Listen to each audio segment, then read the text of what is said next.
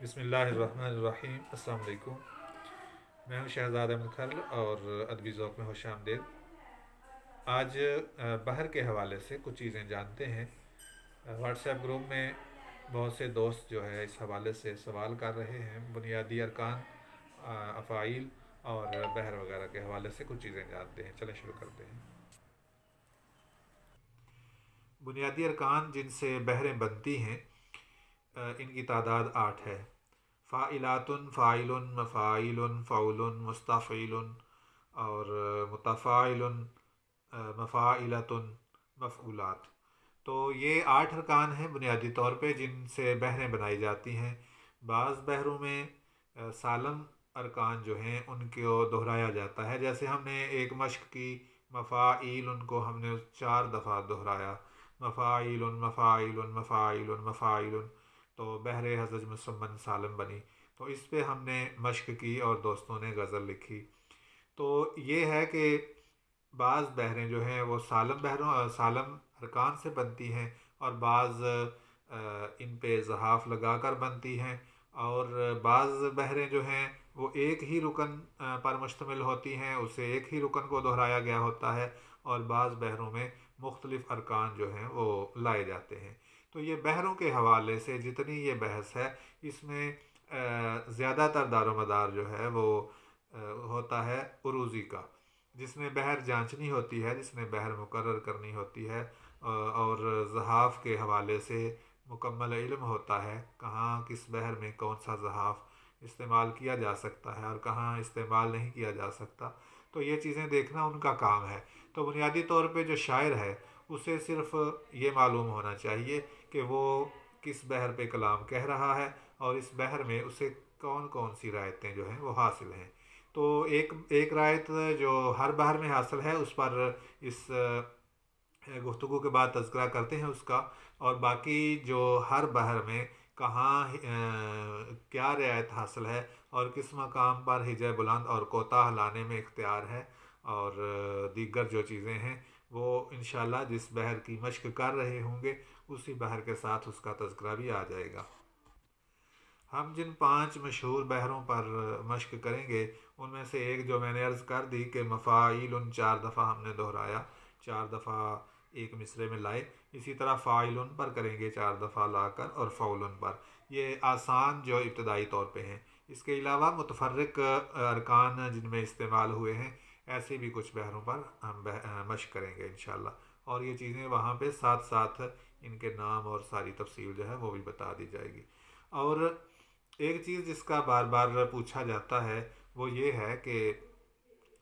خود اپنی مرضی سے ہم کچھ ارکان جو ہیں وہ ملا کر ان پر مشق کر سکتے ہیں یا نہیں کر سکتے۔ تو اس میں مشق کرنے میں تو کوئی حرج نہیں ہے، آپ کسی بھی کوئی بھی 2 4 ارکان اکٹھے ایک مصرے میں 2 یا 3 یا 4 لا سکتے ہیں اور اس میں مشق کر سکتے ہیں، غزل لکھ سکتے ہیں۔ اور لیکن اس میں بنیادی طور پہ مسئلہ یہ ہے کہ جو بحریں مشہور ہیں جن پر عام طور پر لکھا جاتا ہے اور لکھا جا چکا ہے، وہ مترنم بحریں ہونے کی وجہ سے مشہور اور مقبول ہوئی ہیں، اور جو بحریں متروک ہو چکی ہیں وہ ان میں ترنم اور سر نہ ہونے کی وجہ سے متروک ہوئی ہیں۔ تو ایسی بحریں موجود ہیں جو پہلے جن پر کام ہوا، جن پر لوگوں نے لکھا، لیکن ایک خاص ردم ان میں نہ ہونے کی وجہ سے وہ بحریں متروک ہوتی گئیں اور غیر مستعمل بحروں میں شمار ہونے لگیں۔ تو ان پر دوبارہ سے مشق کرنا اور ان پر دوبارہ اپنا وقت جو ہے وہ صرف کرنا وہ مناسب نہیں ہے، خاص طور پر نئے شعراء کے لیے، کہ وہ ایسی بحر پر مشق کریں، کیونکہ وہ جب اس میں خاص قسم کا ردم نہیں ہے، ترنم نہیں ہے، تو آپ کے لکھے ہوئے اشعار جو ہیں وہ شہرت نہیں پا سکیں گے، وہ ان کو پذیرائی نہیں ملے گی، کیونکہ مترنم نہ ہونے کی وجہ سے کوئی بھی شخص 1 2 شعر پڑھنے کے بعد اسے چھوڑ دے گا، کیونکہ جو عام طور پر مستعمل ہیں بحریں، ان پر جب ہم ایک شعر پہلا پڑھتے ہیں تو ردم خود بخود بن جاتا ہے، کیونکہ ہم نے اس پہ بہت سا کلام پڑھ رکھا ہوتا ہے۔ لیکن کسی اجنبی بحر پہ جس پہ کسی نے کچھ نہ کہا ہو، تو اس پہ ہم جب کہتے ہیں کلام، تو پڑھنے والا تذبذب کا شکار ہوتا ہے کہ یہ شاید وزن میں نہیں ہے اس لیے اس کا ردم نہیں بن رہا، یا کیا وجہ ہے۔ تو اس وجہ سے غیر مستعمل بحروں پر کی گئی محنت جو ہے وہ اپنا پوری داد جو ہے وصول نہیں کر پاتی۔ ہاں البتہ جب آپ مشاق شاعر ہو جاتے ہیں اور کوئی نئی بحر جو ہے وہ آپ متعارف کرانا چاہتے ہیں تو کسی غیر مستعمل بحر کو اور یا کسی نئی بحر کو نئی بحر بنا کر اس پر دھن بنا سکیں تو پھر ممکن ہے وہ رائج ہو جائے، کیونکہ دھن اور سر جو ہے وہ بنے گی تو ممکن ہے اس پہ دوسرے لوگ بھی کہنا شروع کریں۔ بہرحال آگے دیکھتے ہیں۔ ایک جو میں نے عرض کی کہ ایک گنجائش جو تمام بحروں میں ہے وہ اس کا تذکرہ ہم کرتے ہیں کہ کسی بھی بحر کے آخر میں ایک حرف ساکن کا اضافہ کیا جا سکتا ہے۔ کوئی بھی بحر، کسی بھی بحر میں آپ کلام لکھ رہے ہیں تو ایک حرف ساکن بحر سے اگر باہر نکل جائے، مصرع مکمل ہو گیا اور مصرع مکمل ہوتے ہوتے ایک حرف ساکن جو ہے وہ بحر سے آگے نکل گیا، بحر کے برابر ہے باقی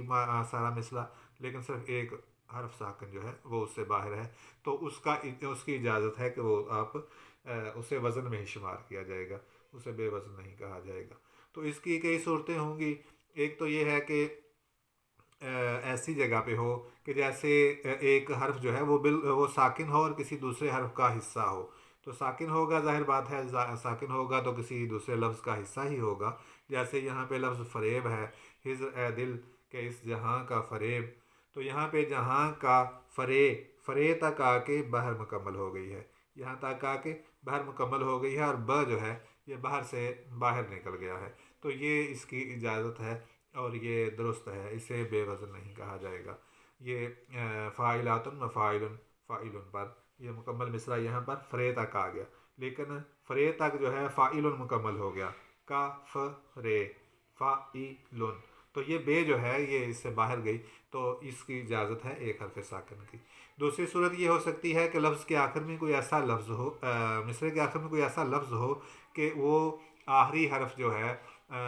وہ اس سے کوئی حرف علت گرا کر ایک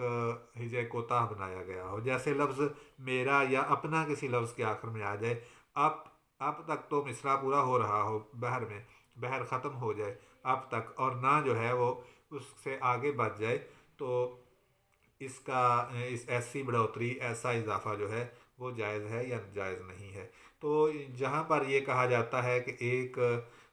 ہجے کوتاہ کا اضافہ جائز ہے تو اس لحاظ سے تو یہ درست ہے اور ایسا اضافہ کر سکتے ہیں، کیونکہ